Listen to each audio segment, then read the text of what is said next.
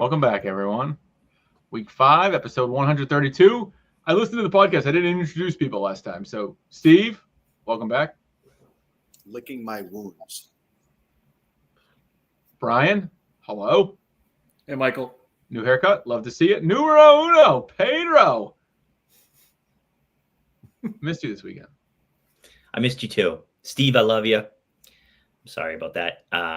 I also want to mention that when the theme music plays, it shows all of us. I can see everybody's camera, and Mike and I dance throughout the entire thing. And Steve and Casey, 1,000% serious. It is very much. I didn't know you could see us. I'll try to entertain you a little bit more moving forward. Mike and I groove the entire time. Wait a minute. Glad I didn't pick my nose or something. Mike, you've been late for like 5 straight weeks, and pre-9 o'clock, you're telling me to hurry up. Yeah, I did it on purpose. Unbelievable. So, hey, I didn't watch much of the game this week. DeVito, I had a question for you. Sure. I went to the Bridgeport Islanders game this weekend on a Sunday. Yeah. By the way, minor league hockey, excellent experience. We were like second row. It was $8 a ticket. We love going to the P Bruins. Let me ask you a question. You're my hockey guy. What is the difference between the guys I watched and the NHL? Like, are they faster, bigger? Like, what? These guys seem like they were like Usain Bolt. I mean, it's like AAA to the MLB. It's literally the exact same thing. Ooh. What was the alert? What was the alert? A political race twist on Channel 5. I don't know, just some alert. No thanks. But like, what is it? Why are these guys not as good? Is it speed? Is it size? I don't have context. I don't think it's their. I mean, I guess you could say the same thing about guys for the Woo Sox that are throwing 97. Why aren't they in the major leagues? Right? Like it's kind of the same thing. Some of them just hit on the team they're on, and some can't crack it because there's guys in front of them in the NHL. Mike, who's the affiliate? Like, who's the? Well, Bridgeport Islanders. I'm going to assume that's the New York Islanders. Oh, I didn't put two together. Whoa! They played the Belleville Senators. When you lose by 84. Who's that, Mike? Who's that? I was guessing it was the Canucks, but I didn't. Nope, that would be the Vancouver Canucks. Ottawa Senators. It got me thinking, though, Pete. What do you think the biggest delta is between the AAA affiliate, like the minor league version, and the professional? Like, what's the biggest gap of sport? I don't know. It's not baseball. It's definitely not football. I think it's the G League. Yeah, it's probably the G League, right? Is it not football? Like, what's football? College? I think it's football. College athletics and pro football are the biggest gap. I think it's football. No Really? way. They make a 1-year jump to the pros. 100%. Baseball, No, it's the G League is 5-year. terrible basketball. Basketball, they'll draft you and they might just keep you in the system for 10 years. Like, it's the hardest to crack. I'm with you, Mike. I'm with you. There's biggest gaps college football from pro football. I just don't know if there is minor how do you league football. And not to mention they play an entirely different game, mostly scheme wise. Like nobody runs a pro style offense in college, so like a lot of it is like learning curve type stuff when they actually get to size. Well, we're going down this rabbit hole. How many guys that are in the G League do you see that come up from the G League to the NBA and play? From college football, guys in the first round are playing right away in the NFL. There's no comparison. I don't even know. Is G League considered like professional basketball? Yes. It is literally the G League and AAA baseball is the right analogy. Really? I don't think it's college football, though. I think it's like in arena football. So I would also tell you, like in baseball, arena football, good. In baseball, like they're going to downsize the minor leagues again and basically use college baseball now as a breeding ground for professional because they're from a business model standpoint, all those places lose a ton of money. So you're going to see another downsizing. Like they went from 40 rounds to 20. They're going to go from 20 to less than that and keep some of the better players developing at these high-end college programs, especially with NIL money and some of the player development opportunities that are happening in college. So they'll get more closer to finished products out of the American game, and then obviously the international pool, which is its own crazy animal with their international development stations all over the place. It's going to be a different factory in 5 years probably. Good. I.e. Coast Guard baseball coming at you. Not quite the Division III level, but there will be a trickle down effect. There'll be more. there's already fewer high school players being recruited to college. There'll be even less now, essentially. All right. Didn't know that was going to go there. I didn't know it was going to go there, but it was a question. It's Dave Clelly and I had this conversation pretty much all afternoon on Sunday. What was Dave's take? He didn't really have an opinion. He just kind of talked a lot. I've noticed. I don't. What a downer. I was really excited to get that. My dad has always been a conversational person. He can talk to anyone about anything, and he doesn't even care what he'll jump right in, whatever he wants to say. Your dad is a pretty opinionated guy, though, so I'm surprised to hear that he didn't have an opinion on this. He didn't. He thought it was a silly conversation. Huh. But he did partake because it was a conversation. It was a conversation, though. He did partake. He did partake. Speaking of partaking, Pete, you were so close to booming. Let's get to a little week. I don't know. What, 6? Was it week 6? Yeah, it was week 6. A week 6. Huge game performances, terrible game performances. I feel like there was a big outlier this week. Pete, give us that recap. There was. We'll go into that a little bit more. First out, shout out Andy DeVita in the chat saying a Friar hockey game is better than a Bruins hockey game. Andy, I feel like I've gone to a Friar hockey game with DeVita, to be honest with you. Interesting. Schneider Arena. All right. Segment 1, boom of the week. Dan Larkin gets 195.99. We might as well call that 196. Newest high score of the season. Beat out Andy, who had the highest score last week. Sorry. I Venmo'd Lloyd the $50. He was ungrateful. I didn't hear one thank you or anything. Didn't even acknowledge it, quite frankly.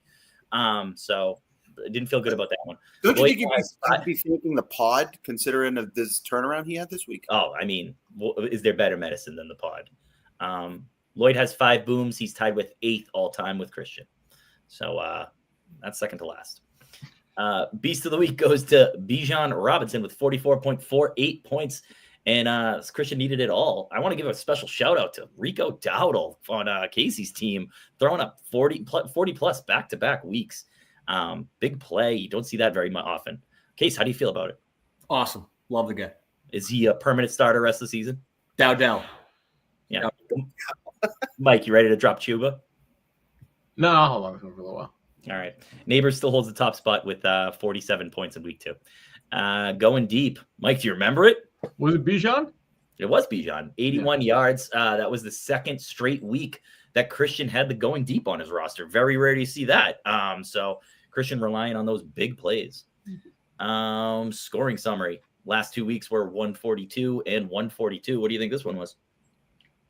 I think lower. There were some low scores this week. I'll say 133. 144. Yeah, I was going to say higher. I think 140. I'll go 145. Price is right. You would think higher than last week. Interesting. It was tremendously lower than last week. It was 132, and that was mainly because DeVita, and Breen sucked. And that is your week in review. Steve, wait. You want to wait? No, I'm good. Go. All right, we're good. All right, Pete, there we go. Thanks for the recap. Let's get into the game-by-game recap. The game of the week truly was one of the best games of the season. Give us that recap. It was a Monday night thriller. Both guys' top scorers up for the test. It was Bijan who got the win for Didarian. Yeah, good for Didarian. 135 to 132. I picked Spates, and I told him to play Charbonnet, so don't look at me. I'm confused, though, why Spates doesn't play that Tyler Warren, because basically everybody in the country said this guy was going to catch a touchdown. And if he played him, he probably would have ended up winning. I was looking a lot at the scores this week, and we have the magic number. I think Spates' magic number is kind of interesting. It's 137. He's 3-3. He has 3 wins when he goes above 137. He has 3 wins when he comes in below 137. So interesting to watch for Spates overall. Hey, Pete, do you think Spates is a top 5 manager or bottom 5 manager in our league? Bottom 5. Yeah, me too. Do you think he's bottom 2 or bottom 4? Bottom 4. Okay. Good delineation. Steve, was CJ doesn't take anything personally. He doesn't take fantasy serious because it's fantasy. He's told us this all the time because he keeps joking and telling us that he's okay with it. You think he was watching Monday night? Like, what's his take? He had to have thought, go into CJ's head of like, all right, Monday I wake up, I get up early, stretch it out. You think he has an extra long bed? Now that I said that, he probably has a long bed, right? Probably. I could say doesn't he have to? California King? You know what's interesting? If you want to get into his head, the one thing that's small about him is his head. It's true. It's actually a normal size head in an abnormally large body. Steve, what are you thinking though? Like, take us through team Spates on Monday, and then you can recap how he played this weekend. Well, I mean, how is he not watching with? He's got a 2-on-1 in a lead going into this, and Bijan Robinson is just taking over. I mean, he's got to be watching that run with Bijan, getting tackled, ready to be pushed out of bounds, tackled on the sideline, breaks it and goes for a long touchdown. You think he thought he was going to win? Yeah. I mean, honest to God, like Bijan Robinson's really good. Did you picture him scoring 45 points on Monday night? I didn't see that happening. There's no way. What a way to win. And especially if he's got Daniels and Bill on Monday night. I mean, he's got to think that those guys have got to be able to outscore by 5 points, and that's not what happened. So Pete made a Tyler Warren comment. Your reaction to Tyler Warren, Steve, is he's a must start and he's being too beholden to these average running backs. Like, what's the look back on Spates and his regret? Well, I mean, the crazy part about this game is that both players had 3 on their roster score under 10, and as Pete has announced, 10 is the new 0. So when you have 3 on your roster scoring less than 10, you're going to need to make that up somewhere. And Tyler Warren, if you're playing these guys that are hit or miss, Tyler Warren's been pretty consistent all year long. He's been a guy that's getting balls. He's getting fed in the red zone. Him and Jonathan Taylor are incredible fantasy players right now. Jonathan Taylor's right behind Bijan for running back 1. So, yeah, I mean, I don't know why he's not in the lineup. I mean, I hope he doesn't play him this week. But, yeah, I don't know how he's not in the lineup. Pete, is Christian a top 5 or bottom 5 manager in the league? Top 5. Is Christian a top 2 or top 4 manager in the league? Top 4. Have we ever gone through who you think the best managers in the league are? This could be a funny bit. No, I don't think we've ever done it. No, I'm certainly on the edge of my seat. I want to hear more. I only think people want to hear us talk about them. So let's talk about Christian Case. He's got Lloyd's the worst manager in the league. He's got Yes, that's an easy 10 spot. Come on, Dan. That was a good joke, Dan. That was a good joke. He has probably the best. I told you. Is that management or is that luck? Okay, so what if I told you my number 1 receiver gets nothing? Hey, I want to save this for Dan's game. His performance last week. We'll get to it. Case, you've got Darian somehow pulling out a win with the best player in fantasy. I would say unequivocally Bijan's the best player. I think I can pretty confidently say right behind him, Achan's a top 5 player. So the Darian sentiment Monday morning. Let's go into Christian's head. I'm guessing he is an early riser, likes to be up before the kids. You think he's an espresso drinker? No, I think that Pete's got it. I would say he could be a Diet Coke guy. Oh, no. Case, what do you think he's drinking first thing in the morning? Purple How confident is he? And take us to Christian on Monday. I bet you he's got one of those like homemade cappuccino makers where it's Nespresso. Is that the thing? The Nespresso is where you can get the different. DeVio, that's definitely up your alley. I think Christian will dabble in that stuff. I'm actually just looking at like Christian's schedule because again, trades away arguably his best player, one of his core 3, and he's still somehow 4-2, carried by again top 2 player in fantasy, and then obviously A-Chain gets off, in a big game this week to carry him in this victory. But I'm looking at it.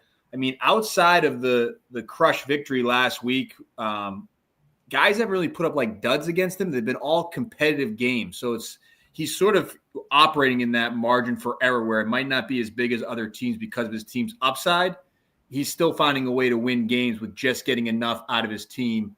A little bit of quarterback roulette, and then obviously relying on some of those, Bijan and A-Chain guys to carry him. So what I found, Mike, you brought my attention to it.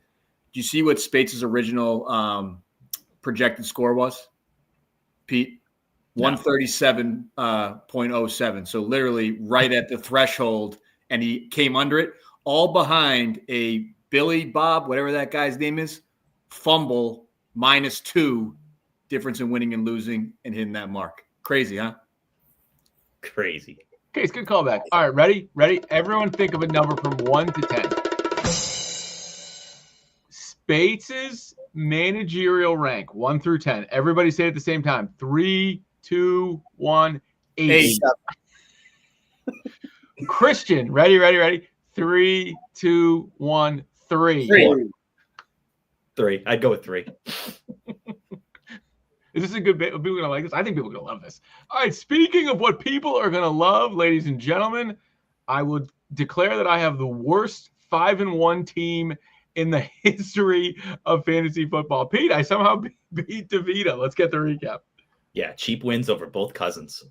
108. I boomed on you. No, you didn't. I did too. It was like I lost by like 5 points. I still boomed on you. Whatever. Always the bridesmaid. 108 to 95. DeVita hits 95 on the nose, which is not easy to do with decimal scoring. I want to throw that out there. Kind of a weird thing. I picked Andy as my boom. Did not turn out well. Kaleli, you got the win, but it has been a very tough week for you. You struck out on the Haskins waiver wire ad. You ended up having to drop almost all of your fab on that awful backfield.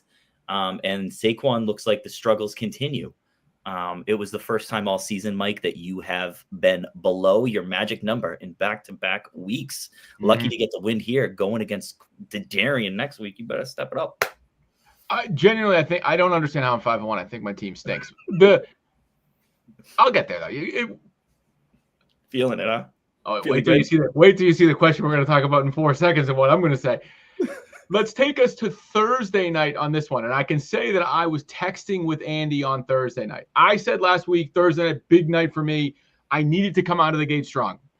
I was hoping I had 30 from one and 10 from another. Didn't expect Scadaboo to get it for me. But Case, why don't you come on in, baby? Come on into the mind of Mike Kaleli. It's a great place to be. Clear head. How do you think I'm feeling Thursday night? And then walk me through what the weekend might look like. Give us the thought out of the gate, how I was feeling and where we ended up going. I mean, as the weekend plays out, really good start. Scadabo with a 30 spot. Got to feel pretty good. As Sunday games develop, DeVita's arguably best player. Ibuka goes down early enough where he doesn't get any traction. Got to feel comfortable. May's playing well, throwing some deep bombs down the field. One gets called back from being a really good game. And then it gets a little tight. Gets dicey. It seems like, Mike, you've lucked out a little bit, but your team is trending the wrong way. Like you started off hot and now injuries / bad performances, like you're going the wrong way. But as they say in the biz, a game won early is worth the same as a game won late. So 5-1 still has you in the top, but I'd be nervous about the direction of your team right now. You're not in my head because I feel nervous about literally nothing. But Steve, let's go to someone who may feel a little nervous. Thursday night, Andy said good win after my night. That was what he texted me. I can go. Andy, confirm. You're on the chat. He texted good win. Go ahead, sorry. The sound effects come in so randomly. I'm not going to ask you to analyze the week to week. I think this is a moment I want you to take a look and think about. It usually comes back to one game at the end of the year. Is this the game that knocks Andy out of the playoffs? Like if you look back of like, oh man, scored 98, could have beat a guy who had one loss. Like take us through Andy this week and how big of a disappointment is he feeling? No, I mean, I don't think this is a game that takes him out. I think the crazy thing is he's projected to score 155 and he's 60 points under the projection. And a lot of that had to do with, like Kay said, with some bad luck with Ibuka going down. But he's got a couple of these guys in here that are real hit or miss. Jacoby Myers, you think he's going to get a lot more against Tennessee. We saw what happened with Christian playing Geno Smith. He gets nothing out of Myers, which to me is crazy considering Tennessee is terrible. Good thing for Andy, though, is that Mahomes is coming alive at the right time. Bad thing for Andy with Worthy is Rice coming back and going to take a bunch of targets away from him. But I think Andy's real deep. I think if he could survive the next couple of weeks so he can get Hampton back in that lineup, Jameson Williams looks like he's coming around. He's got some really nice pieces in here. The question is going to be, can he survive these next couple of weeks and stay in it long enough? Because he does have some really good players here. When they get healthy, he could be pretty good. the game script on DeVita's side, the fact that he didn't score 100 points, like if you said before the day, oh, the Cowboys are going to score 27, I would have assumed Javonte Williams had a touchdown or two. If you told me the Patriots were going to put up 25 and Drake May was going to have 300 yards passing, Stephon Diggs put up very, very unlucky game. If I'm Andy, I look back on this and say it's very unlucky that I lost this game. Pete. But again, Mike, the same thing we just talked about. Those guys in the previous game had 3 that scored under 10. If you look at this game, Andy has 1, 2, 3, 4, 5, 6 scored less than 10. You have 1, 2, 3, 4. Yeah, it's crazy. Puka and Saquon scored under 10 East, and I still won the game. That's going to come back as a good sign for me. Pete, Andy DeVita, top 5, bottom 5. Bottom 5. Bottom 2, bottom 4. Bottom 2. Mike Kaleli, top 5, bottom 5. Top 5. Top 5. Top 4, top 2. Top 4. Top 2. Ready? Andy DeVita. Did I do 3, 2, 1 or 1, 2, 3? I forget what I did last time. What? 3, 2, 1. 3, 2, 1, 9. Sorry, Andy. Mike Kaleli. 3, 2, 1, 1. 4. No way. I make the playoffs every year. No way. I said 3. That's good enough. I said 5. I said 1. Okay, I should have said 5. I can't make a decision. You're not as quick on your feet as you used to be, Pete, because you got too big of a win this week. Let's get game number 3. DeVito completely embarrassed by Pete. Let's hear that recap. I win 188 to 104. I'm just making jokes left and right over here. Cue the upset horn. Sadly, this one was over on Thursday night. I received the news that McLaren was not going to start. And then I shifted off of that whole pit situation. I was like, I can't do this. Shifted to Godwin on a prayer, as I said, and leaning on a prayer. And it worked out. It hit, and I feel really great about it. DeVito's 2 losses, as you guys can tell, I was looking at the scores a lot. What's the matter? Why are you looking at me funny? You said Godwin. It was Goddard, but that's okay. Oh, Goddard, sorry. Living on a prayer, not leaning on a prayer. I know, but that was a joke. That was a joke. That one, I knew he was doing that one, though. Nah, there you go. All right, well, you're looking at DeVito's 2 losses. He's 4-2, of course. In his 2 losses, the guy really lost. In week 1, it was to Casey, lost by 50. And here, this one's by like 80. So DeVito, hey, if you're going to lose, you do it right, man. If you look at my team, I scored 97 points last week. I scored 188 points this week. That represents the biggest single game jump by one team this season. Whoa. So my team has got to be the most extreme example of one end of the spectrum to the other. So they say teams take on the personality of their owner, Pete. So 97 points last week, 188 this week. 188. Pete, how many times? I feel like you have finished second in points 3 times this season. I know 2. Yes, I know twice. 2. Yep. Another great week. Pete, top 5, bottom 5. Top 5. Top 5. Steve, top 5, bottom 5. Bottom 5. Pete, what'd you say? Top. In case you didn't answer that question. Yeah. I know. I'm having a hard time. All right, we'll come back to that. Well, I think everybody's 5. Let's pivot over to Steve. Steve, I'm not going to take it into the psyche of you this week because you were embarrassed essentially out of the gates. You had really no chance. I want you to comment a little bit on Pete's team. He's got boom ability at the moment, and I think 2 spots that we haven't really talked about, and I want you to react to it a little bit. 1, DeAndre Swift, 35 points is not an average game. You have to be high usage and a real boom ability. And the other one, and kind of under the radar, Trey McBride, another 20-point game. Take us into what it's like to play Team DeLuca and give us a peek into Pete's old brain over there. So I think you said something that was a little striking. You said that his team has boom ability right now. And I think the one thing that Pete has to kind of weigh here is with Lamb coming back, what is that going to do to Pickens? Because Pickens has been a monster the last couple of weeks. He's been incredible these last couple of weeks. I got absolutely shellacked in this game and killed in the trade. So Pickens over these last couple of weeks have allowed him to, I mean, I know last week he didn't score a lot of points, but Pickens carried you last week. We have a special guest. Come on. Oh, thought we were going to have special guests popping in there. No, I just got my beer delivered. Sorry. Oh, tough life. And then Hollywood Brown having a big week this week. again, with Rashee Rice coming back, that same storyline. There's a lot of mouths to feed now in Kansas City. I think for Pete, the question is going to be: is Swift going to continue this run, or is he going to go back to where he was in the first 4 weeks, where he was just kind of average? He was the Tony Pollard of his team. Yeah, obviously Kenneth Walker and Charbonnet, like that's a mess in Seattle. That's a real hard one for him. But he does have a couple of nice pieces in McBride and Goddard. I know Mike hates tight ends, so learn to love him, Mike. Mike, why do you hate tight ends? Points are points. I'm giving my logic. He didn't even mention either of the guys I just said. Case, what's the point? What's the point of this one? In fairness, he did mention everybody else. You said McBride. You asked me about McBride. The only guy you didn't say was DeAndre Swift. That's who I teed up. I didn't say Hurts. I didn't say Mike, I get it now. He talked about DeAndre Swift. I talked about Swift, and I just talked about McBride and Goddard.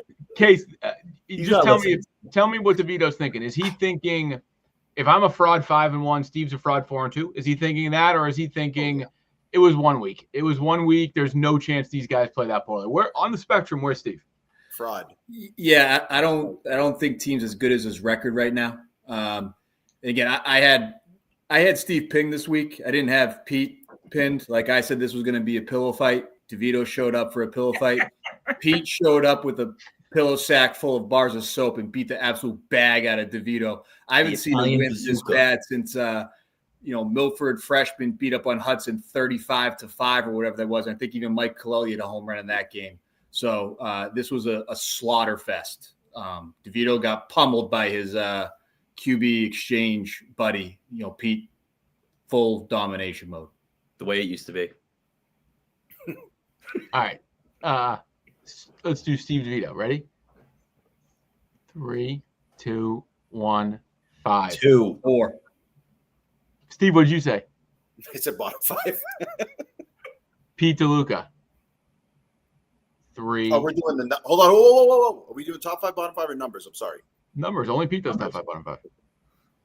3. Steve, Pete DeLuca. 3, 2, 1, 6. 3. 1. Here's my rationale. Because to be a manager takes managerial moves. Anybody can sit there and play and do whatever. But when you need to put a roster together week to week, you make the most trades in the league. You're the most active in the league. You communicate with everybody in the league. And I put together a roster that is competitive. I'm never out of it. Steve, I have it number 2. Well, hey, I'm at least history would argue otherwise. What I mean by that is I'm at least going to play for the boom every single week. And that's why I put Steve at 2, because being the best manager doesn't mean that you have the best team right now. Look at Lloyd. He has the best team. Is he the best manager? No. So he dated. You want to define manager for me? We can talk, but that's what I think it is. 1. Bye.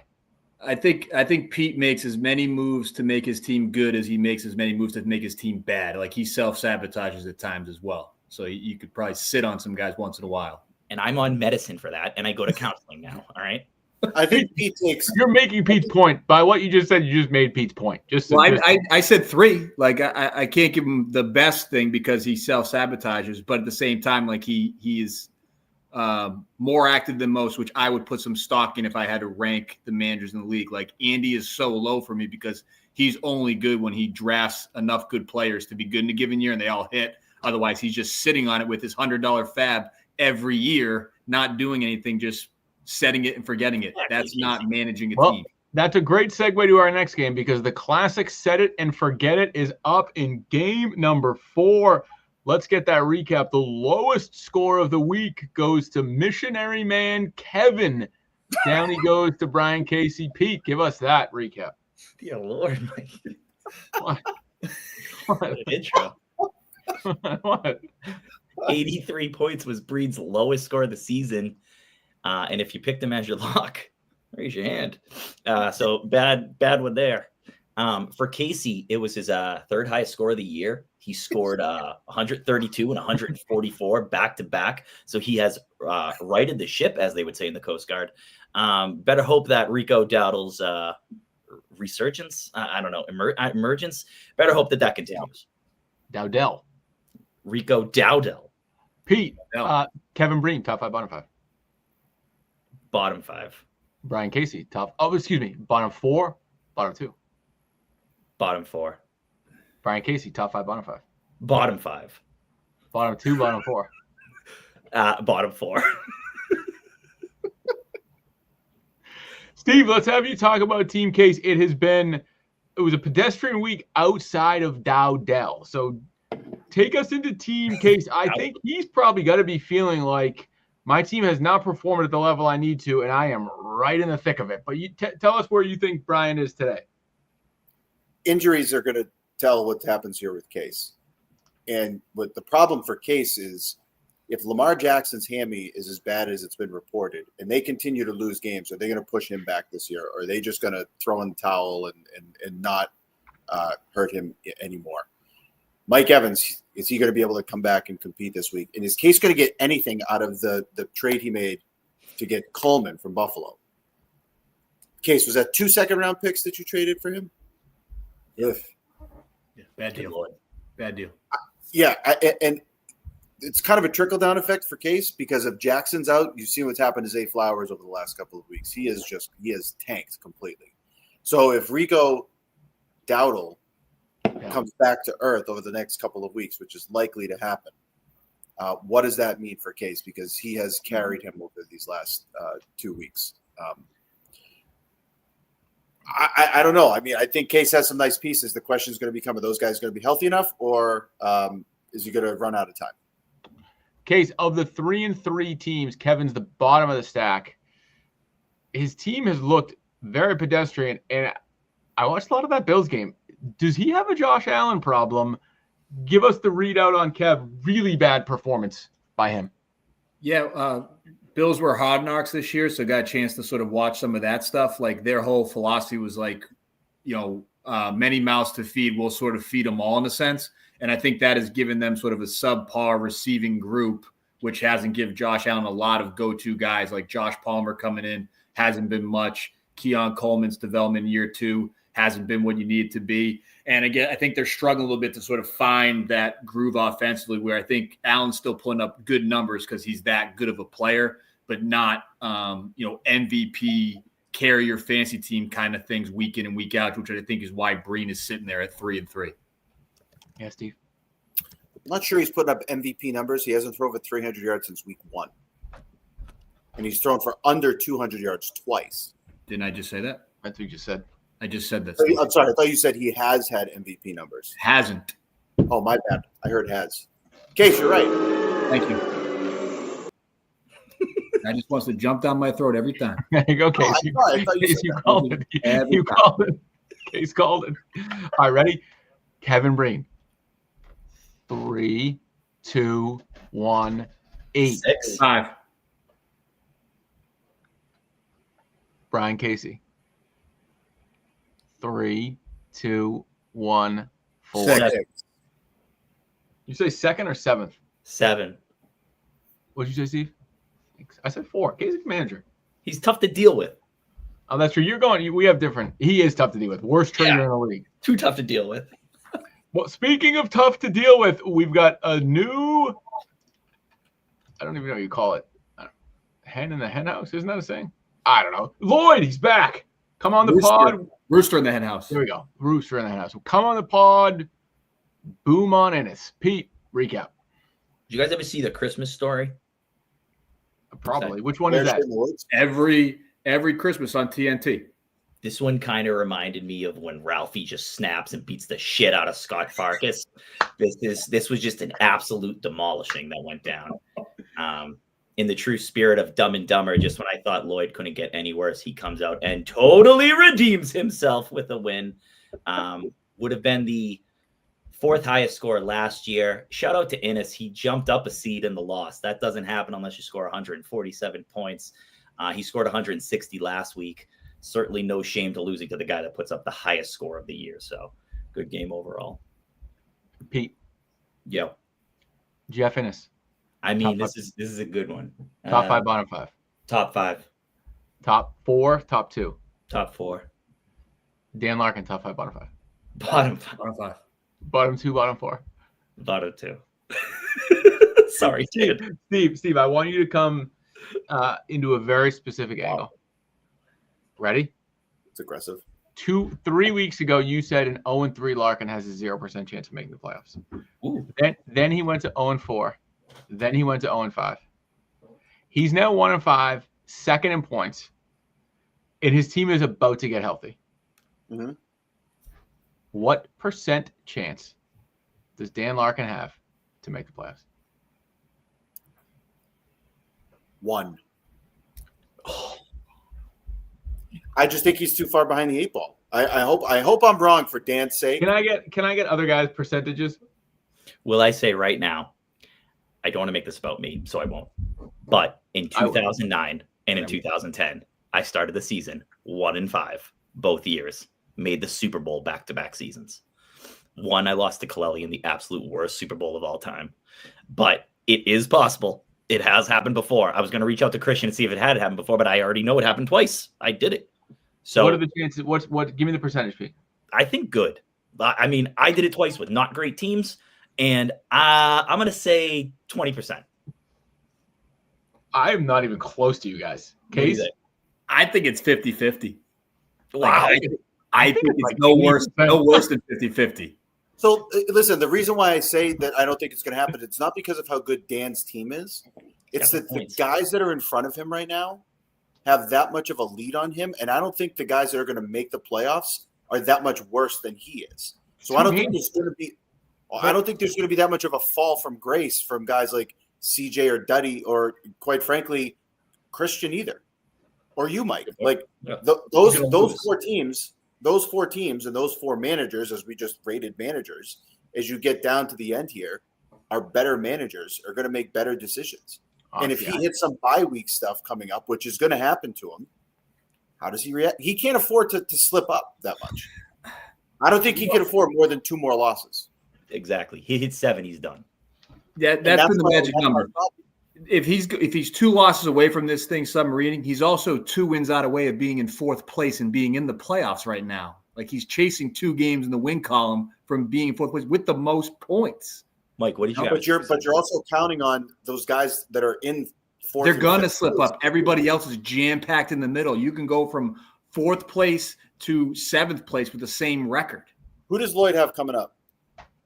I don't look at the schedule. He's got the best. He's got the best roster going into this season. 70%. He might be one of the best teams to be equipped to handle bye weeks because of how deep he is. Like I think him, Andy, and potentially CJ are best equipped to handle buys with how deep their benches are.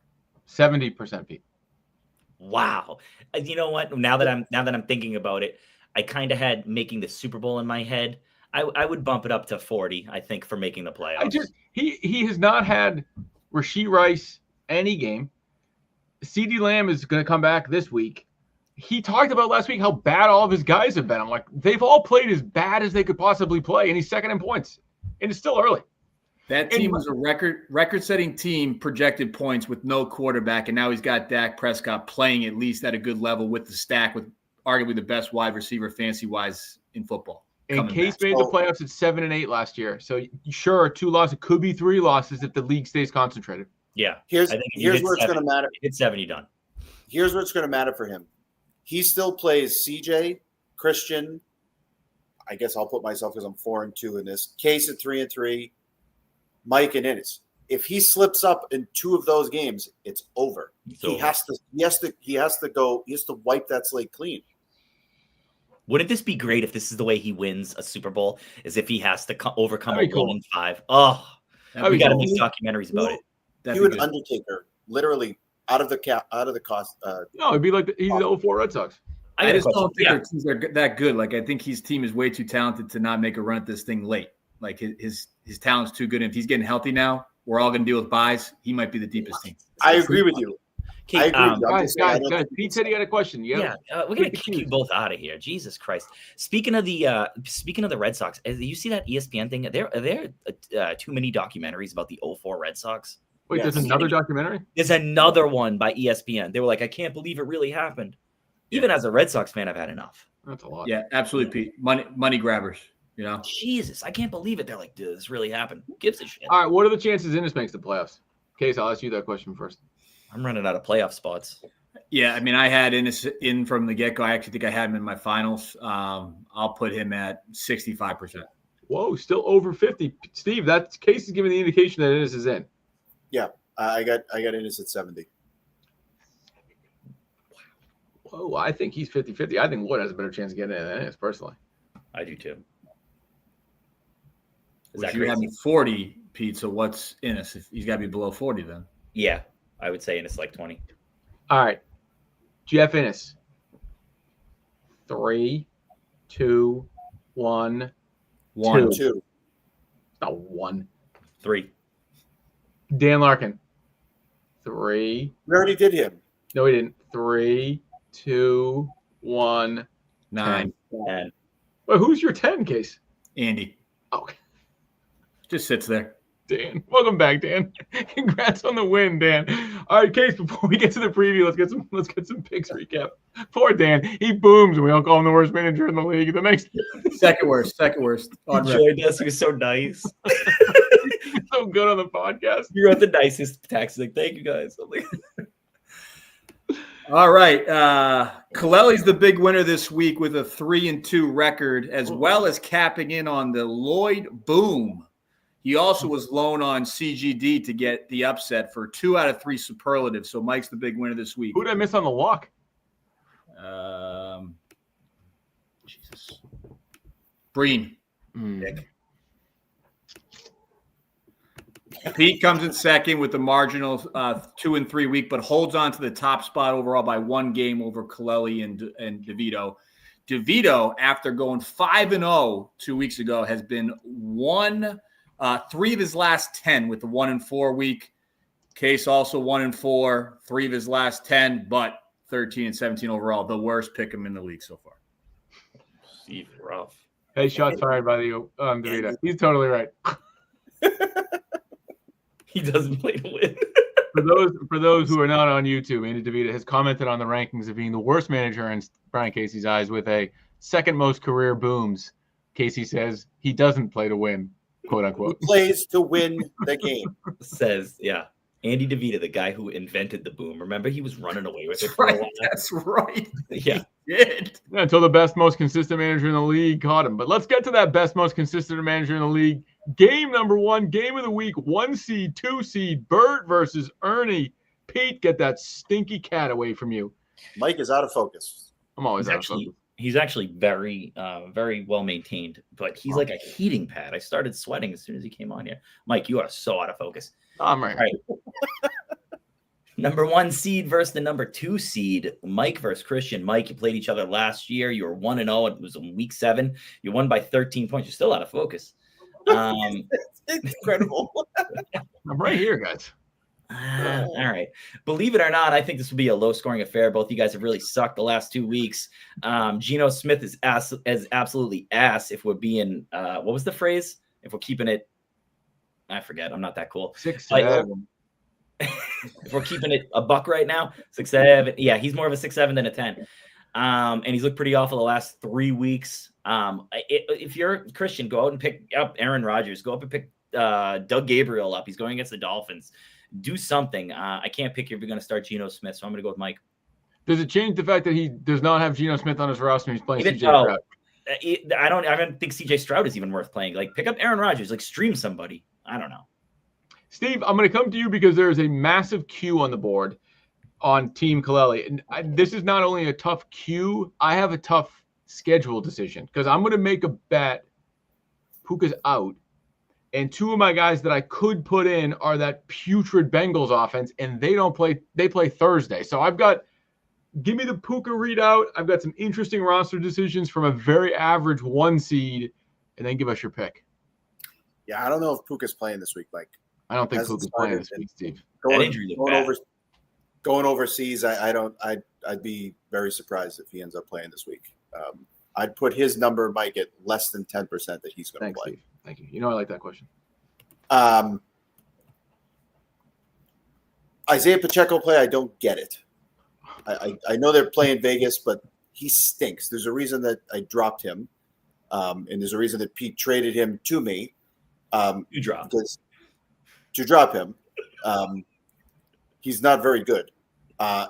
Saquon Barkley, though, I think this might be the week that he does something. A very average Minnesota defense against the run. And I'm happy to see that Christian put in C.J. Stroud. I think that's a pretty good play against Seattle. I think that's going to be a shootout. That's what's happened the last couple of weeks. So I still think he's got the best player here in Bijan Robinson. He's going to get a lot of play at San Francisco. So I'll take Christian. Steve, the problem is I have no other players to put in the game because I've got Cook on a bye, Puka hurt, and I don't have to do the Bengals. We'll see. I just put that B Knight guy in just to kind of mess around with the roster. Potentially great week for D'Adarian to get a vulnerable Kaleli. I'm going to comment, though, on an interesting phenomenon he has. Top two players, Achane and Bijan, not only on the road against very good rush defenses. So, Case, could this be a schedule opportunity for Christian to get the win, and how do you measure two of his top players on the road against tough run defenses? Yeah, certainly a good scheduling matchup for Christian to draw you at this time, but some tough matchups. Cleveland is actually top 3 in the league against the run by PPF, so that's going to be a tough matchup for that. I think the difference is going to be actually Shaheed. I think he's going to catch a couple long balls. I think he's going to stretch that Chicago defense, who is also bottom 3 against the pass by PPF. So I'm taking Christian as the win, no superlatives. Pete, do you think Case just Googled PPF while he was sitting there? I was just going to say, what does PPF mean? Pro Football Focus. What does that mean? What would be PF? It's the analytics ranking stuff. They use it all the time. Oh, that's the stuff that's on. That's the stuff that's on PFF. Sunday Night Football. PFF. I'm so confused. Ta-ta for now. Ta-ta for PPF. Penis play fun. PPF. Case, big PPF guy. PFF. He's ranked. I don't know how if I somehow win this game, it is a much worse loss for D'Adarian than I think. My only hope is that Cortland Sutton has a rebound game after we didn't talk about that was one of the worst football games I've ever watched on Sunday morning. The Jets and the Broncos. It was awful. So maybe it's a little more open. I don't think the Giants have a very good defense. At the moment, the way it's built, I have to start 2 guys against Pittsburgh with Joe Flacco throwing to him. So I don't quite know what to do. I think I have to take Christian just on a schedule play. I don't love his roster either, to be quite honest with you, but he has to be the pick just based off the guys we have on the field, so I'll take Christian. No superlatives, though, for me. DeVita's shooting all over the place. You're really picking against yourself a lot lately, huh? I don't like my team right now. I just go the way it's supposed to go. What am I supposed to do? I'm a company man, Pete. Well, speaking of company man, interesting. It was the 1 versus 2, then the 3 versus 4. I'm going to say I agree, too. I can't connect to YouTube. 1 versus 2, now it's 3 versus 4. Game number 2, another good one. DeVito, fraudulent 4-2 team, taking on Spates, tallest 3-3 team. Pete, give us that preview. Yeah, I guess the playoffs started today. These would be the 2 playoff matchups, huh? Which is disappointing because Casey, you're usually... No, they wouldn't. Why not? It would be 4 versus 1. Well, whatever. At least these would be the 4 playoff teams, which is kind of disappointing because Casey, September's usually your month. Anyway, Spates, October 15th. Yeah, I mean, I think he'd be up there in the standings. Spates doesn't have much variability in his scoring like week to week. It's kind of weird. He usually sits between 125 and 145. He's actually one of the more consistent managers in this league. He doesn't ever really have too many stinkers, and as we've documented well, he doesn't really boom very much. But for Steve, a little too many Packers for my liking, my friend. I don't really love Dobbs or Kraft. I think Arizona might be one of those teams that if that stack underperforms, he might be up Schitt's Creek. And I'm not ready to 100% trust Kittle yet. So I think I'm going to go with Spates. Steve, give us the read in here. You have 3 guys on one team on the field. And I hate to break it to you, you don't even have their best player of those 3, that being Josh Jacobs. Like, is this the roster we're going with? Like, you're putting go respond. Well, I mean, obviously not having Bucky being able to play in a plus matchup with Detroit hurts. And that's hurt the last couple of weeks. I mean, Jennings was a guy who I was looking at that could do something, but now he's got 5 broken ribs and can't do anything. And I lost 2 waiver guys this week. So terrible. Who'd you lose a waiver guys? I put in 2 requests this week for Bourne and Vidal. I lost both. Oh, you want Vidal? No, but thanks though. You're welcome. I really think the only way that I can find a way to keep this thing close is if my trifecta can outscore his duo. if his Washington duo against Dallas can somehow underperform, which I don't think that's going to happen because the Dallas defense is putrid, and Green Bay can outscore those two guys, that's the only shot I've got. I need Brown, St. Brown, and Metcalf to be monsters this week to have a chance. And I just don't see it happening right now. I think, to Pete's point, CJ is the most consistent in the league, points-wise. I got too much variability. I'm going to take CJ. Okay, let's go to Spates for a little bit. You're coaching his team. Who's out, who's in? I think the only move that I'm making relative to, we got some guys, Derrick Henry on bye, is I'm definitely getting Warren in there. In replacement of? Warren. I'm probably going to take out Devontae Smith. Exactly. I don't like the Philadelphia offense. Like, I don't know if it's a Super Bowl hangover, but like they're winning games, but they're not playing how they should play with the talent level they have on that offense. I don't know if it's a Hurts issue. We've had player meetings with Saquon, AJ Brown, trying to make everybody happy. I think Devontae. That didn't really happen. Oh, well, it wasn't that crazy. They rumored it. That was a rumor. It wasn't in PPF, so. That was on PPF. I guess AJ Brown came out was like, we never met at all. It was like, and he might be doing that because he doesn't want people thinking about that as maybe a trade deadline target too. So who knows? But I think I'm taking out Devontae because I think it's like 4 catches and a touch or like 2 catches for 18 yards. Like, there's just so much there. And I put in Ty Warren because DeVito mentioned it earlier. Like, I think it's a high floor with how they use him in Indy. So I got Spates as my upset because it is an upset. And I also got him as my lock this week because I think DeVito's in a tough spot. And I love Gibbs on Monday night against the Bucs. I think that's a shootout, and Gibbs benefiting from not just running the ball but catching the ball.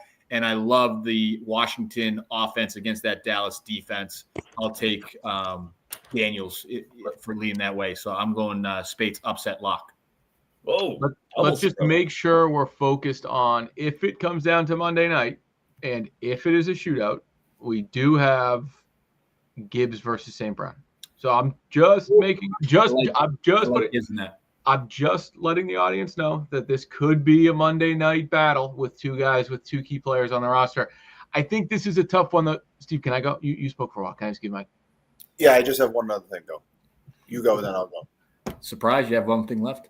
My point was going to be the defense that has been the worst. I think you want to play against the Cowboys as much as you can. I'll take Spates with Jaden Daniels there. This is kind of a boring pick. I won't. This pick is up. Nothing for me on this one. I'll take Spates. Steve, last word. If it comes down to Monday night and St. Brown and Gibbs, I would be thrilled if I had an opportunity with St. Brown against Gibbs because the Tampa Bay run defense is actually pretty good. You saw what they did against McCaffrey. Passing defense, they're not very good. So I would love that to be the case. I just don't think it is. I don't think you needed to say that. I think I did. Okay. Man, a few words. Definitely didn't need that sound effect. Definitely did not. How many sound effects do you have to choose from? 10. You want to hear them? Yeah, go. Applause. Laughing audience. Whenever Casey says anything. If you want to boom. Train whistle. Alert. Whenever I get aroused. These are new. When Kaleli asks who's the best manager. Oh, no. And when DeVito nails it. We should probably get rid of that one. All right, Pete. Yeah. Speaking of nailing it, let's go. We got our number 1 fan tonight, 9 seed Andy DeVito. This could potentially be a must-win game against Jeff Innes. Case is number 2 manager in the league. Pete, give us that preview. Yeah, 1-1. Andy, last year, Andy won by 26 in week 5. Jeff won by 55 in week 14. DeVito boomed in week 5, then had one of his I don't want to play weeks in week 6. Innes is pretty steady as far as scoring. both teams are dealing with a number of injuries. I think Jeff has the managerial edge, and I think that those actual 4 roster spots that are kind of questionable for him open up some flexibility, and I think he's going to take advantage of those. I think it makes him more dangerous. I'm going to go with Jeff. I'm going to make him my lock. Steve, this game has alphabet soup galore on here that we can comment if we want. I think, to me, the most interesting thing we might be seeing, though, is on Jeff's roster, which is it a potential return of Ladd McConkey, guy who we talked about being pretty big disappointment. Laddie. Give us your read in on McConkey. Is he back? And like, what are we supposed to do with all these cues? Yeah, I mean, Ladd McConkey's looked awesome these last 2 weeks. Kind of getting back into form from where he was last year. Nailed it. I also think too, the Chargers. It's pretty obvious they're not going to be able to run the football. I know White Allen had a good week last week, but he's far more effective as a pass catching back, and Miami is terrible against the run. So it doesn't shock me that they were able to run it there. They're not going to be able to do that against Indianapolis this week, and this is where McConkey comes in big. I think, first of all, Olave is going to get in here for Andy, and Ibuka is going to get out. So you're going to kind of that's the one move there for him. If I'm him, I'm getting Jameson Williams in this lineup somehow. Jameson Williams looked really good Sunday night, and this is going to be a shootout with Tampa Bay. So he's got to find a way to get Jameson Williams in this lineup. To your point, I think I agree. I think Innis has the best 2 players on this roster here with McCaffrey and Taylor. They're going to get the ball a bunch. I like Duddy in this. No superlative, though. In case I just peeking at Andy here, that I think 2 things I'll get you to comment on. I think thing number 1, roster construction is interesting this week. Ibuka's out. I just played against him. I had zero fear of Deebo Samuel. I think Deebo Samuel could be out. To me, the no comment so far has been the best quarterback in not only the NFL, but in fantasy football the last 2 weeks, going up against a very pedestrian Las Vegas Raiders team. So what's the path for Andy's victory, and who's your pick to win? Yeah, I think Mahomes is the victory. Back-to-back 30-point weeks. That offense starting to click. I like that play this week. I think it's going to help match up with Innis's top-heavy roster. I don't like the bottom half of Innis's roster, despite his managerial prowess. I do think Andy needs to make the right moves with his lineup this week. I think you got to get Myers out, and I agree with you. Either Samuel or maybe even Worthy has to come out with Rashid coming back. And I think you get Jameson Williams in there, as Steve mentioned, get as many pieces of that Monday night game as you can in your lineup. And watching the Pats game, I watched it on Monday, not Sunday when I got a chance to watch it. I was impressed with Olave. Like that, you forget about how talented that dude was when he's not dealing with concussions. Like that dude's pretty awesome. I'm going to take Andy this week. Who's my stat guy? What's the Chargers defense MO? I guess DeVito would be. They're all over the place right now. Beginning of the year, they were top 5, and right now they're like bottom 5. They're all over. I mean, they just got the Dolphins that made them look foolish. I kind of like Andy this week, guys. I think last week kind of an anomaly. I don't love Indy traveling out west on the road when Jeff has 2 guys in that matchup. And if I just cut his team in half, he's got 4 guys, on my opinion, that really stink. And I think Andy, top to bottom, his roster's pretty good. We didn't comment on this one, but I'll again say it. Monday night, he's got Rachaad White. Rachaad White is getting a lot of touches and getting the goal line work. I like Andy this week. I'm going to take Andy as my upset. I think he's back on track. And Innis is where he is. He's had complete injury luck with Taylor and McCaffrey both being healthy. Let's hope that keeps up. I'm going to take Andy. He's my upset. Woo. Nice. All right, let's go to the next game. Game number 4. Will we get some more superlatives here? Big brother, little brother battle. Pete, Case review. Casey, glad to see you sitting up for this one. You're going to need it this week. Casey, last week we only faced each other once and he beat me. We don't need to talk about that. Casey's team this year, it's only touched 140 once, and I've touched it 3 times. I don't want to say anything, but I've been there. I've outscored the Jumblos 3 out of the last 4 weeks. I got the kind of depth you read about. You're going to see it over the next 3 weeks with these bye weeks coming up. If last week was a pillow fight, I brought a gun to it. This week, I'm bringing the big Italian bazooka. Give me the Orange Crush in the upset. That's 7 weeks in a row. Yes. That's all. Just ride the manager, best manager in the league. Number one manager.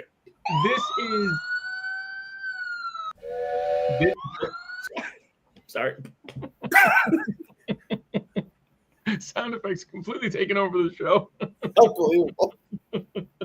This is by Yahoo's determination the closest match of the week. Pretty exciting. Steve, I'll have you lean into Case because he's got some massive cues on the board and a couple interesting questions. What happens with Johnston? What happens with Evans?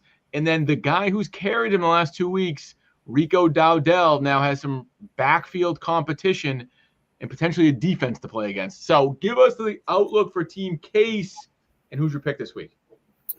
The problem I have with Johnson and Evans, they're both hamstring injuries, both bad enough to sit out the last couple of weeks. Is if they, yep. You could have said they're both hamstrung and it would have worked on multiple levels. So they're both hamstrung, and the problem that where's the gong? Problem that Case is facing is re-injury in the game. If those guys play, because I don't think he can afford to have multiple under 10-pointers against Pete's roster. I do love the Laporta play. I think that's a great play against Tampa.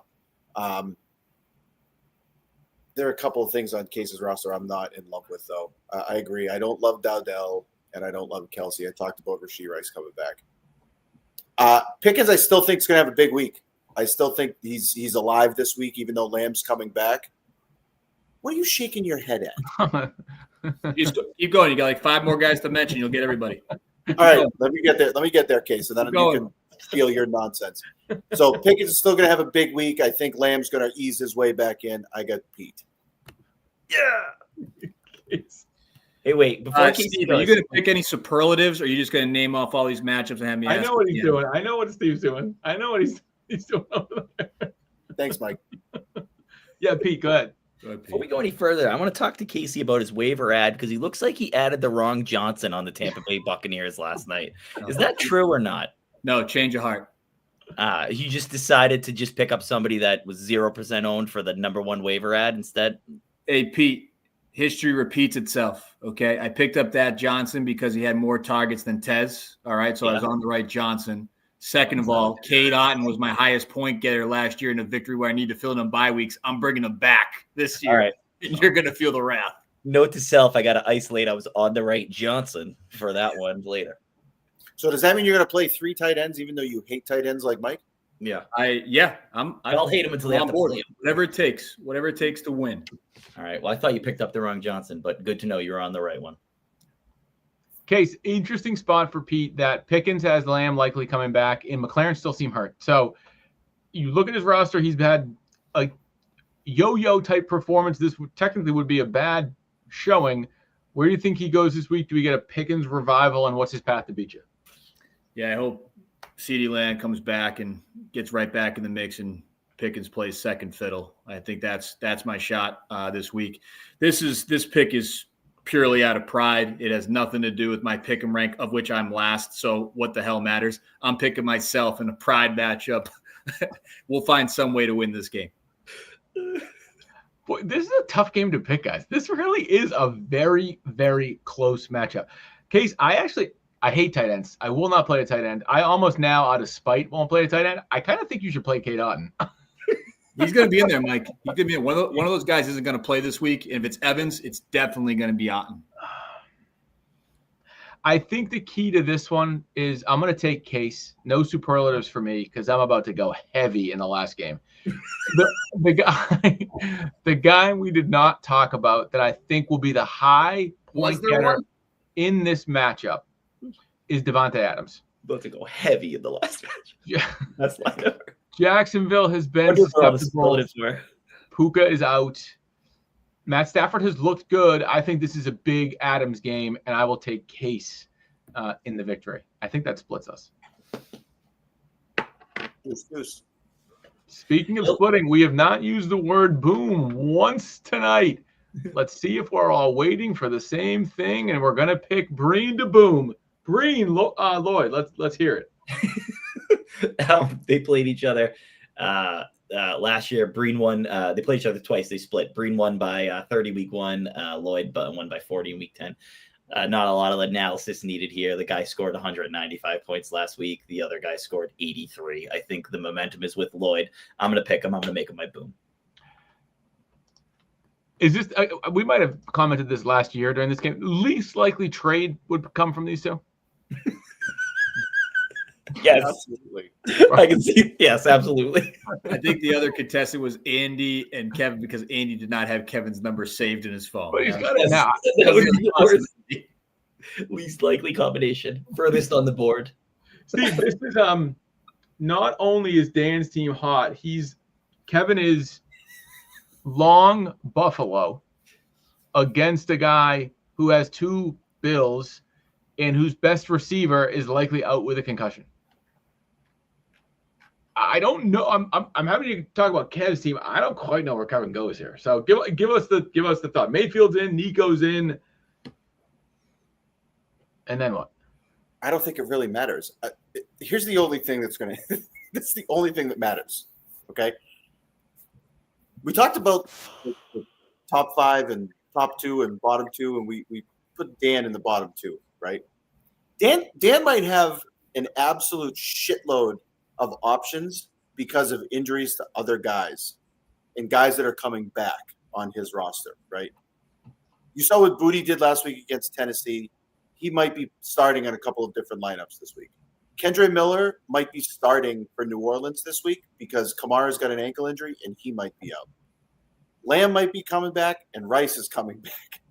My concern, literally my only concern, is does Dan screw this fucker up? Whoa. He screwed this up because he has so many options. I'm like, that's my only concern. He has so many options. Does not play the right one. Better not. I still don't think it matters. I still think he could screw up in 2 spots and he's going to win this matchup because Breen's in a lot of trouble. Yeah, he'll put in Mayfield for Allen, which is still a nice start. But Dan is my boom, my upset, and my lock. Wow. Let's go to the trifecta, Steve. Brian, I was going to have you comment on Dan's team, and then Steve decided to take over that side. I want to ask you a very specific question, Brian. He has not had Rashee Rice this season. Rashee Rice has not played this season. Rashee Rice has not played since week 4 of last season. How do you think about a guy like that who is huge boom ability, potential, but the guy has not played meaningful football in a year? Is he in Dan's lineup this week? How would you think about that and then make a pick? I would not have him in my lineup, and I would like to see that play out. And I think he has the benefit of playing Breen without Josh Allen, where he doesn't need to play him this week and still can play a high 4 player and see how it looks after a week, maybe even 2, with how deep his roster is. Pretty high praise across the board from Steve for a guy he thinks has 1% chance to make the playoffs. So I'm picking Lloyd as my boom. I'm talking. You had enough time. Just talk. I'm taking Lloyd as my boom. I have Lloyd boom and locking. This is setting up. Hit it again.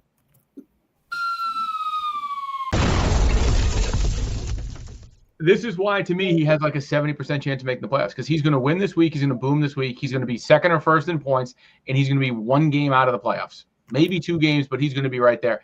This team is locked and loaded. I'm with you, Case Dan. I would not play Rashee Rice yet. Give it time. I would stick CeeDee Lamb back in that lineup if he's ready. This team's good, dude, and I kind of like that. The stack back, Dak and CD against the game. You really don't think with Rashee Rice back? You don't think that with Rashee Rice back, they're going to like target him early and often and get him back involved in this lineup? No. Maybe yes, maybe no. Has the luxury of waiting. Yeah, I guess that's the. I think home against Vegas, this is a prime spot. They've been waiting for him to get back. They've been discussing about how they need him back. It's been something that Mahomes has said publicly. I think Rice is they're going to target him early in this game. We'll see. We've already said he's playing this week. That's why I think like it's if they wanted to wait, they could have just given him a week of practice and then gone. But Case, want to get some picks recap? Did you write them down? Ready to go. We got a Pete. Just to clarify, in your first matchup, did you pick Kaleli or Christian? Because you said both names during it. I picked Mike. Okay, that's what I had. So we have a 3-1 split. 3 people on Christian. DeLuca went Kaleli by himself. We have a 4-game sweep of Spates' matchup. We have a Innis DeVita split 2-2 in that matchup. We have a Case Pete split 2-2, and then we're all 4 on Lloyd with many superlatives on Lloyd. So we actually have we're going to have some differential in our pickups this week. Do we have any are you and I together on a lot of them? Is it completely split? Yeah, Mike, me and you are simpatico on a lot of stuff because we both have me and we both have DeVita. So that's where the split is. So we're on the same page. There's very few things that I think Pete and Steve could beat you and I at, so I kind of like that angle. The only thing, Mike, is you're the best pick 'em of the year so far, or Pete is. You're 1 game back and I'm last, so I don't know where you fall on this one. At least I'm winning something. That's it. Steve and I do pick a lot of the same stuff. We also have a lot of the same players. He listens to what you say. back and forth. I think we both get our news from the same source, but I don't want to say it.